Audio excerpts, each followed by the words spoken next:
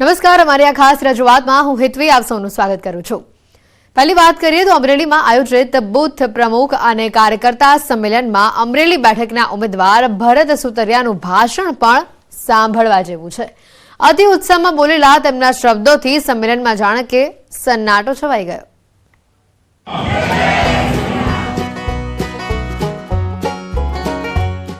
આ વખતે અમરેલી 512 છે।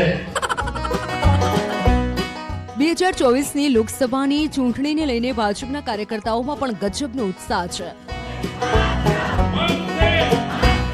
બૂથ પ્રમુખથી લઈ અને દરેક કાર્યકર્તા પણ જીતને વધારે યાદગાર બનાવવાનો જાણે પ્રયાસ કરતા દેખાય છે। આવો જ ઉત્સાહ અમરેલીના બૂથ પ્રમુખ અને કાર્યકર્તા સંમેલનમાં પણ જોવા મળ્યો।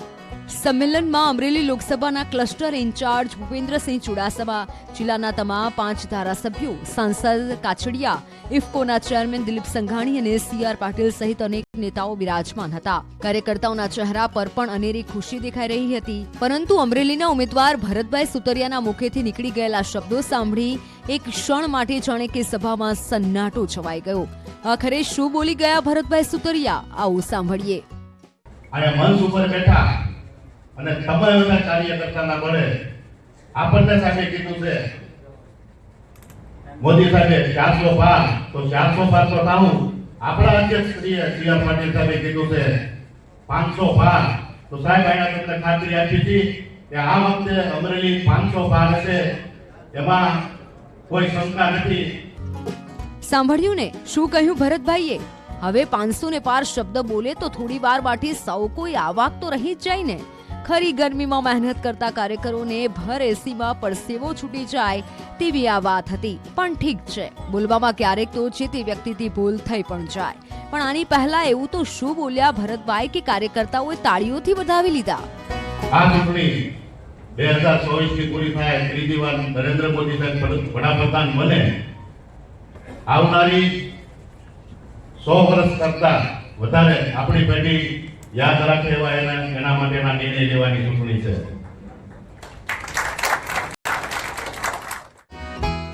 જોયું ને કેટલી સરસ વાત કરી ભરતભાઈએ। પણ ભરતભાઈ ખોટું ના લગાડતા। રાજકીય કાર્યક્રમ હોય, મોટી સંખ્યામાં લોકો હાજર હોય ત્યારે આપણો ઉત્સાહ બેવડાઈ જાય છે અને તે વ્યાજબી પણ છે, પણ અતિ ઉત્સાહમાં એવું એક પણ નિવેદન ન આપવું જોઈએ કે જેથી કાર્યકરોને પરસેવો છૂટી જાય। બનાસકાંઠામાં પ્રચાર દરમિયાન ગેનીબહેન સહકારી સંસ્થાઓમાં થતી ભરતીના મામલે નિવેદન આપતા ફરી મામલો ગરમાયો છે। ભરતીઓના મામલે શું બોલ્યા ગેનીબહેન, આવો સાંભળીએ।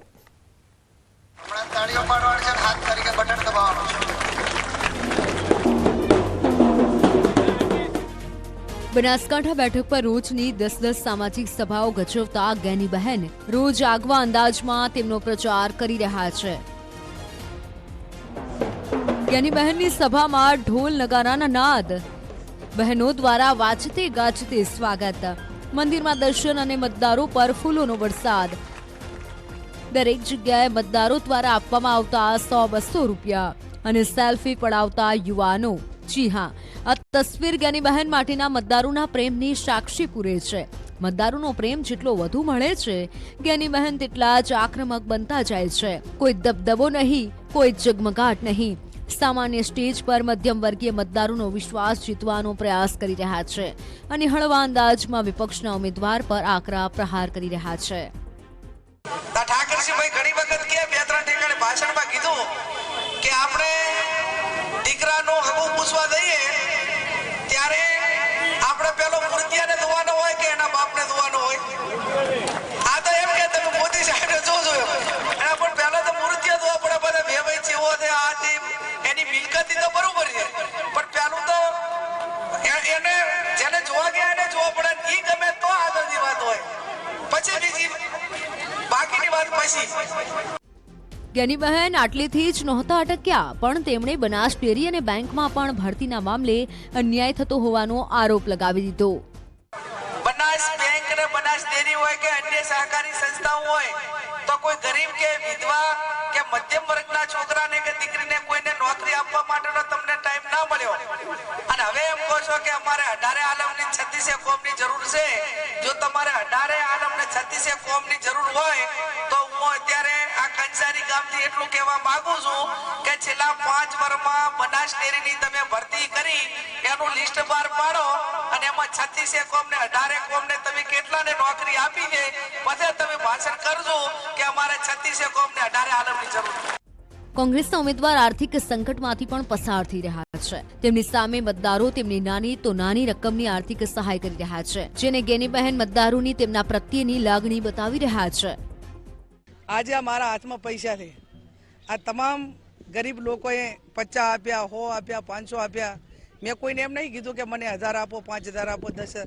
જે 500 આપ્યા એને મેં 300 પાછા આપવાનો પ્રયત્ન કર્યો છે, કેમ કે આ ગરીબને મધ્યમ વર્ગ છે અને બેંકમાં નોકરી કરતા હોય, કર્મચારીઓ નોકરી કરતા હોય તો એમનું ગુજરાન માંડી પગારથી ચલાવતા હોય। બનાસના રણમાં કોની જીત થશે તે તો પરિણામ જ કહેશે, પણ જ્ઞાનીબહેન તેમની મહેનતના જોરે મતદારોને આકર્ષવાનો ભરપૂર પ્રયાસ કરતા નજરે પડી રહ્યા છે અને તેમની આ જ મહેનત હરીફ ઉમેદવાર માટે ક્યાંક પડકાર ન બની જાય તે જોવાનું રહ્યું। કિશોર તુવર, ન્યૂઝ 18 ગુજરાતી, બનાસકાંઠા। દબંગ નેતા મધુ શ્રીવાસ્તવે ફરી એકવાર ચૂંટણી લડવાને લઈને પોતાનો શું મૂડ છે તે જાહેર કર્યો છે। ફરી એ જ વાત વાગોળી કે ચૂંટણી તો લડવાના। હવે દબંગ નેતાએ કોંગ્રેસ પ્રદેશ અધ્યક્ષ શક્તિસિંહ સાથે મુલાકાત કરતા અટકળો પણ શરૂ થઈ ચૂકી છે।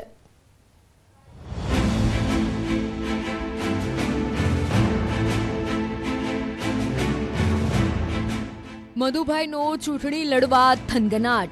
પહેલા કહી ચૂક્યો છું લડવાનું, જીતવાનું, બસ લડવાનું। કોઈ બી પાર્ટી, ભાજપ છોડીને કોઈ બી પાર્ટી આવે એના જોડે લડવાનું, ચાહે આમ પાર્ટી આવે ચાહે જે બી પાર્ટી આવે એનાથી લડવાનું, બાકી અપક્ષ તો નક્કી। કોઈ પણ પાર્ટીમાંથી લડવાનો, નહીતર અપક્ષ તો નક્કી અને નક્કી। મધુભાઈનો ચૂંટણી લડવાનો થનગનાટ અને જીતવાનો આત્મવિશ્વાસ। લડવાનું, જીતવાનું। પૂર્વ ધારાસભ્ય મધુ શ્રીવાસ્તવ વડોદરામાં કાર્યકર્તા સંમેલનમાં હાજરી આપવા આવેલા કોંગ્રેસ પ્રદેશ અધ્યક્ષ શક્તિસિંહ ગોહિલને મળવા પહોંચ્યા અને મધુ શ્રીવાસ્તવ વાઘોડિયા વિધાનસભા બેઠક પર કોંગ્રેસમાંથી લડશે તેવી અટકળો પણ શરૂ થઈ ગઈ। ચર્ચા કોઈ કશું નહીં, ચર્ચા તો ખાલી ચા પીધી ચર્ચા થઈ છે, રાજકીય ચર્ચા નથી થઈ। રાજકીય મારી ચર્ચા નહીં, મિત્રતા તરીકે ચર્ચા થઈ છે કે કેમ છો, શું છે, બસ એ વાત છે। કોંગ્રેસ પક્ષ આ બધા જ પાસાઓ મેં કહ્યું એ વિચારીને નિર્ણય કરશે। મારો અભિપ્રાય જરૂર હોય પણ આ કેમેરાની આંખ માટે ન હોય, મારે હાઈકમાન્ડને કહેવાનું હોય ત્યાં હું મધુભાઈએ વાઘોડિયા બેઠક પરથી ચૂંટણી લડવાનો મક્કમ નિર્ધાર કરી લીધો છે। કોંગ્રેસનો હાથ પકડવાની તૈયારી બતાવી દીધી છે।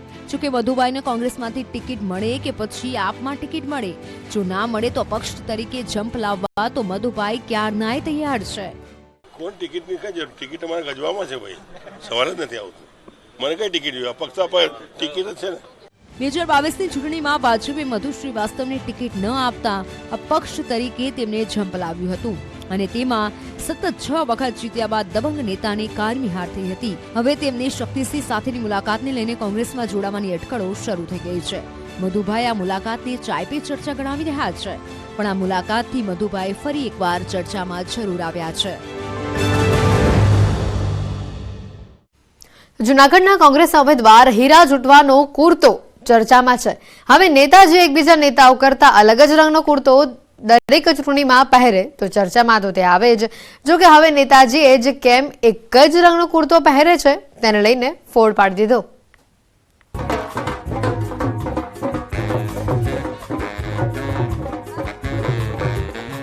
કોઈ પણ નેતા આમ તો તમને સફેદ કલરના જ કુર્તા પાયજામા કે સફેદ પેન્ટ શર્ટમાં જોવા મળે।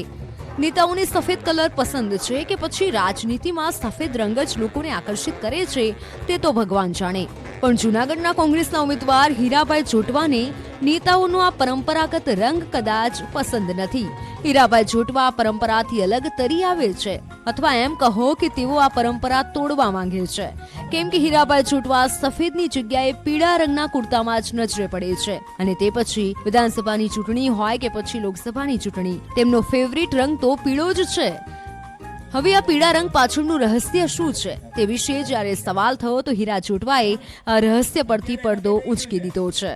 મેં આપને કીધું કે મારો ક્રશ તો પીળો પહેરતો હતો તો હું પીળો કર્યો તો એમાં કલ્યાણ થાય અને પીળા કપડામાં દુશ્મનની પણ એવી કેપેસિટી ન રહી ક્યારેય કે મારા સામે આંખ ઊંચું કરીને જોઈ શકવાની તાકાત તો દીધી, કારણ કે હું મારે ગૌશાળા છે ને, ગાયનું દૂધ જ ખાધું. મગજ જેટલો તેજ ચાલે છે ને એટલો હાથ પણ તેજ ચાલે છે. કોઈ સામે જોઈને તો ભૂકા કાઢી નાખું. અને એમાં તમામ રીતે માઇન્ડ પાવર, મેં એક વાત કરી હતી આપણે કે માણસ મજબૂત કોનાથી? માઇન્ડ પાવરથી. માઇન્ડ પાવર હશે ને તો મેન પાવર ઊભો કરશે, માઇન્ડ પાવર હશે ને તો મની પાવર ઊભો કરશે, માઇન્ડ પાવર હશે ને તો મસલ પાવર ઊભો કરશે, માઇન્ડ પાવર હશે ને તો જ માતાજી, માધાતા, મુરલીધર, મુસ્લિમો આ બધા ભેગા આવેલા ને એનું કારણ પણ ભગવાન કૃષ્ણ છે અને માઇન્ડ પાવર છે. સાંભળ્યું તમે? પીળા રંગનો કુર્તો પહેરવાનું રહસ્ય.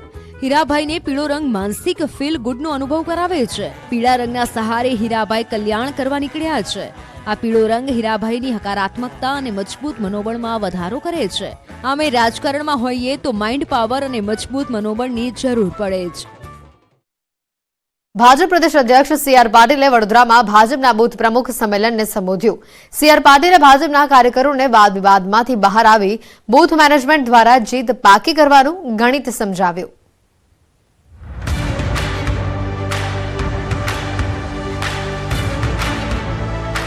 વડોદરાના રાજમહેલ રોડ પર આવેલી પોલો ક્લબ ખાતે વડોદરા લોકસભાનું ભાજપનું બૂથ પ્રમુખ સંમેલન યોજાયું, જેમાં પ્રદેશ પ્રમુખ સી.આર. પાટીલ ઉપસ્થિત રહ્યા હતા અને ભાજપના બૂથ પ્રમુખો અને કાર્યકરોને સંબોધન કર્યું.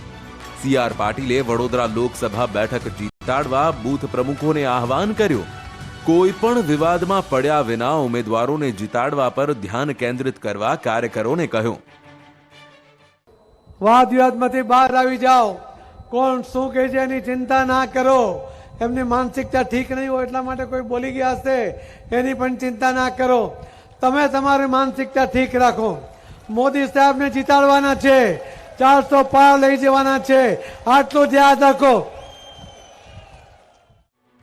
સી.આર. પાટીલે લોકસભાના કાર્યકરોને બૂથ મેનેજમેન્ટ દ્વારા જીત પાકી કરવાનું ગણિત સમજાવ્યું અને કહ્યું કે કોઈના રોદણા સાંભળવાનો સમય નથી, આ રિઝલ્ટ આપવાનો સમય છે. જે માઇનસ બૂથો છે એના પ્રમુખો સમજી લો કે તમે એ બૂથ તમારું પ્લસ કરવા માટે તમે શું આયોજન કર્યું છે. તમે પેજ કમિટીના સભ્ય વધારી દો.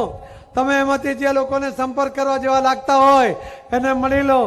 એ બૂથ પર રહેતા જે કોઈ સમાજના આગેવાન હોય એમનો સંપર્ક કરી લો.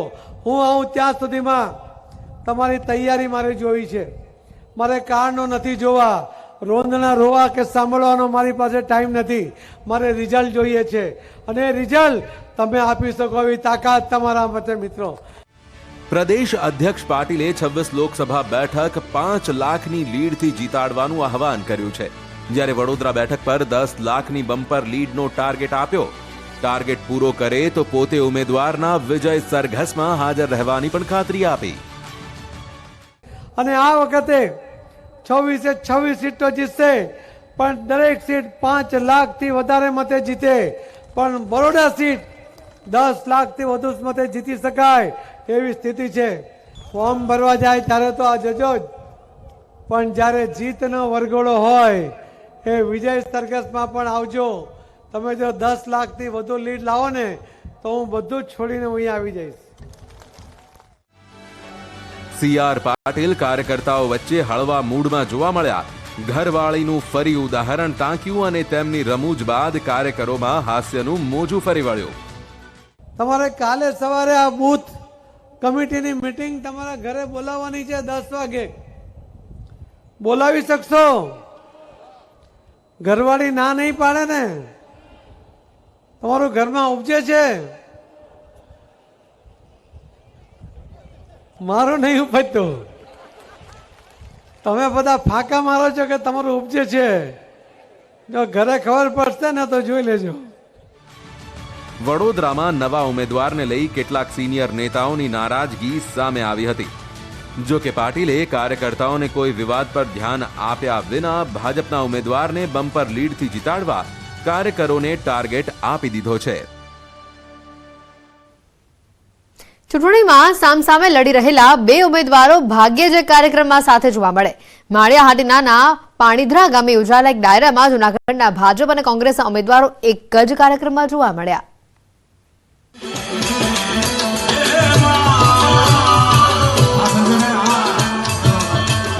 જૂનાગઢના ભાજપના ઉમેદવાર રાજેશ ચુડાસમા પર રૂપિયાનો વરસાદ.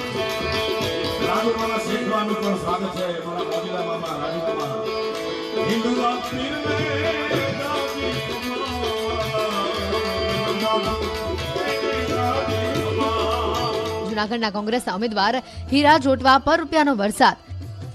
બંને ઉમેદવારો એકબીજાના રાજકીય હરીફ છે, ત્યારે બંને એક જ કાર્યક્રમમાં જોવા મળી રહ્યા છે. બંને પોતપોતાની તરફ માહોલ બનાવવાનો પ્રયાસ કરી રહ્યા છે.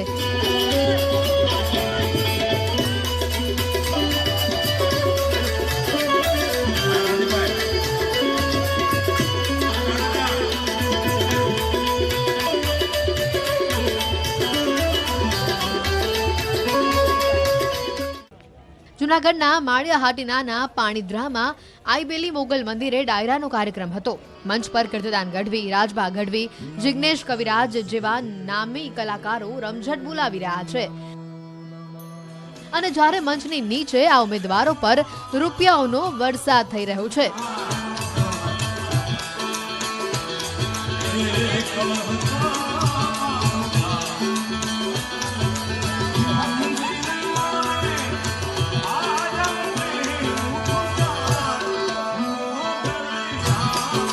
તેમના સમર્થકો તેમના પર 500 અને 100ની નોટો ઉડાડી રહ્યા છે. મોગલધામે ચૈત્રી નવરાત્રી નિમિત્તે ડાયરાનું આયોજન કરવામાં આવ્યું હતું. કોંગ્રેસ અને ભાજપના ઉમેદવારોને આમંત્રણ પણ આપવામાં આવ્યું હતું. બંને આમંત્રણને માન આપીને ડાયરામાં પધાર્યા હતા. ડાયરામાં પધારેલા આ બંને ઉમેદવારો પર તેમના જ સમર્થકોએ રૂપિયાનો વરસાદ કર્યો. ડાયરામાં દોડની પરંપરા હોય છે, તે પરંપરા પ્રમાણે દોડ થઈ.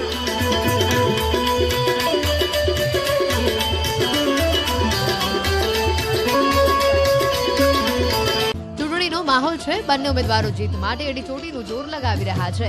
ડાયરામાં જેમ રૂપિયાનો તેમના પર વરસાદ થયો, તેમ મોગલ માતાને પ્રાર્થના કરતા હશે કે તેમના પર મતોનો પણ આવી જ રીતે વરસાદ થાય. જોઈએ હવે માતાજીના આશીર્વાદ કોને મળે છે. ન્યાયયાત્રા કરી રાહુલ ગાંધીએ પોતાની છબી બદલવાનો પ્રયાસ કર્યો.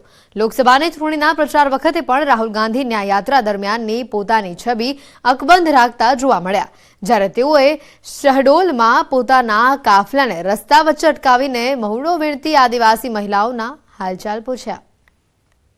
ચલ રહે હૈ હમ, સુન રહે હૈ હમ. 24ના રણમાં કોંગ્રેસને જીતાડવા માટે રાહુલ ગાંધી લગાવી રહ્યા છે એડી ચોટીનું જોર. ન્યાય યાત્રા દરમિયાન રાહુલ ગાંધી લોકો વચ્ચે પહોંચી જતા હતા અને તેમની સમસ્યાઓ જાણતા હતા. તેમની સાથે સીધો સંવાદ કરતા જોવા મળ્યા હતા. લોકસભા ચૂંટણીના પ્રચાર દરમિયાન પણ રાહુલ ગાંધી આ રીતે જ લોકો સાથે સીધો સંવાદ કરી જમીની હકીકત જાણવાનો પ્રયાસ કરતા જોવા મળી રહ્યા છે. મધ્યપ્રદેશમાં ચૂંટણી પ્રચાર દરમિયાન રાહુલ ગાંધીએ આ જ રીતે લોકો સાથે સીધો સંવાદ કરવાનો પ્રયાસ કર્યો. રાહુલ ગાંધી મધ્યપ્રદેશના શહડોલથી ઉમરિયા જઈ રહ્યા હતા, ત્યારે રસ્તામાં મહુડો વીણતી આદિવાસી મહિલાઓને તેમને જોઈ અને અચાનક જ પોતાનો કાફલો અટકાવી દીધો. રાહુલ ગાંધી મહુડો વીણતી આ આદિવાસી મહિલાઓ વચ્ચે જઈ પહોંચ્યા અને તેમના હાલચાલ પૂછ્યા અને તેમની સમસ્યાઓ જાણી. એટલું જ નહીં, રાહુલ ગાંધીએ પોતે પણ મહુડો વીણ્યો અને મહુડો ચાખ્યો પણ ખરો. नमस्कार. अच्छा तो यहाँ से जमीन से उठाते हो? हाँ.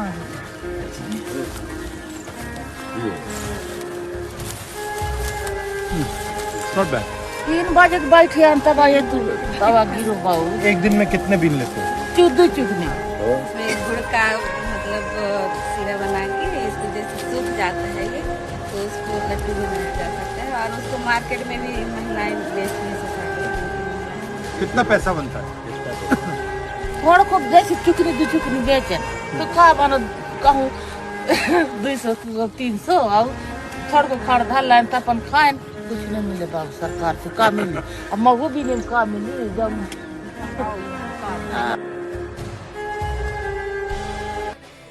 રાહુલ ગાંધી જમીન સાથે જોડાવવાનો પ્રયાસ કરી રહ્યા છે. જમીની હકીકત જાણી લોકો સાથે સીધો સંવાદ કરતા જોવા મળી રહ્યા છે. ચૂંટણીમાં તેમની આ રણનીતિ કેટલી સફળ થાય છે તે તો 24ના પરિણામ જ કહેશે. લોકસભા ચૂંટણીને લઈને ભાજપ જોરશોરથી પ્રચાર કરી રહ્યું છે અને હવે મતદારોને આકર્ષવા માટે અને પોતાની વાત મતદારો સુધી પહોંચાડવા માટે ખાસ કરીને તભી તો સબ મોદી કો ચુનતે હે થીમ ઉપર 12 ભાષાઓમાં એક નવું ગીત લોન્ચ કર્યું છે। सालों से देश था हाल बेहाल, प्रगति की धीमी पड़ी थी चाल। ભાજપ 370 પ્લસ અને 400 પ્લસના ટાર્ગેટને પૂરો કરવા માટે લગાવી રહ્યું છે એડી ચોટીનું જોર। उन्नत देश जो था बस सपना, बस यही था सपना उसका अपना। 19 એપ્રિલે લોકસભાની ચૂંટણીનું પ્રથમ તબક્કાનું મતદાન થવાનું છે। તે પહેલા ભાજપે એક નવું ગીત લોન્ચ કર્યું છે। આ ગીતને 12 અલગ અલગ ભાષાઓમાં ગાવામાં આવ્યું છે।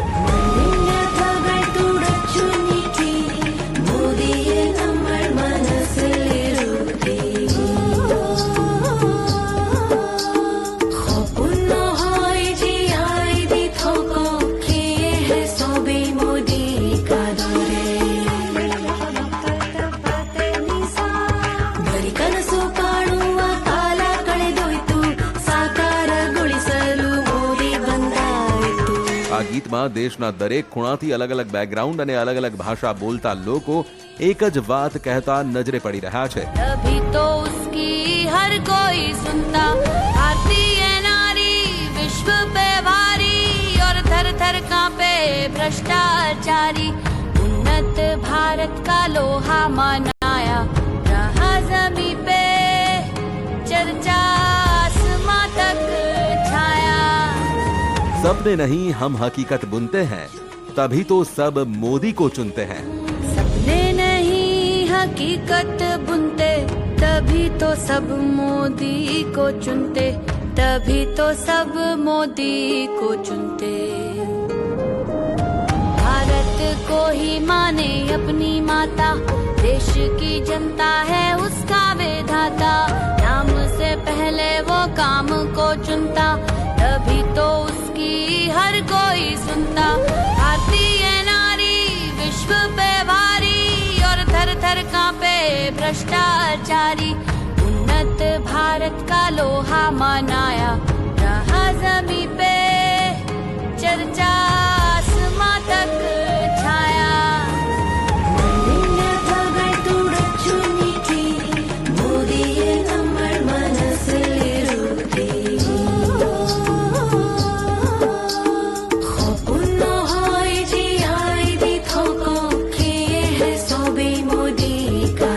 આ ગીતમાં સાથે મોદી સરકારના છેલ્લા 10 વર્ષના કામકાજને પણ દેખાડવામાં આવ્યું છે। આ થીમની પસંદગી કેમ કરવામાં આવી તેને લઈ ભાજપનું કહેવું છે કે આ સ્લોગન દેશની જનતા વચ્ચેથી આવ્યું છે।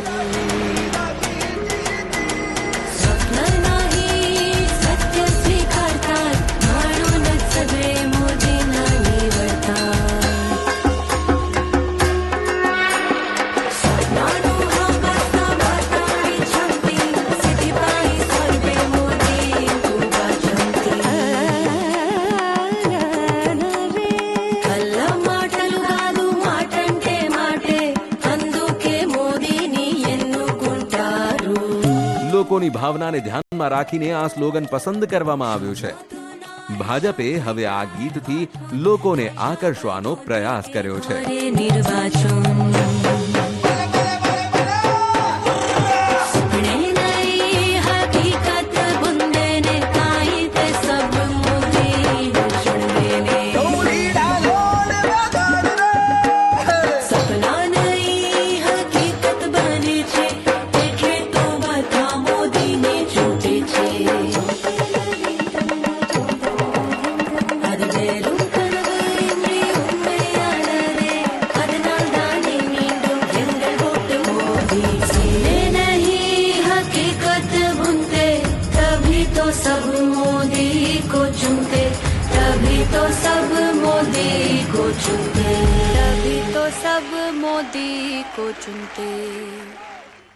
આ વિશેષ રજૂઆતમાં અત્યારે ફક્ત આટલો જ। રજા આપશો। નમસ્કાર।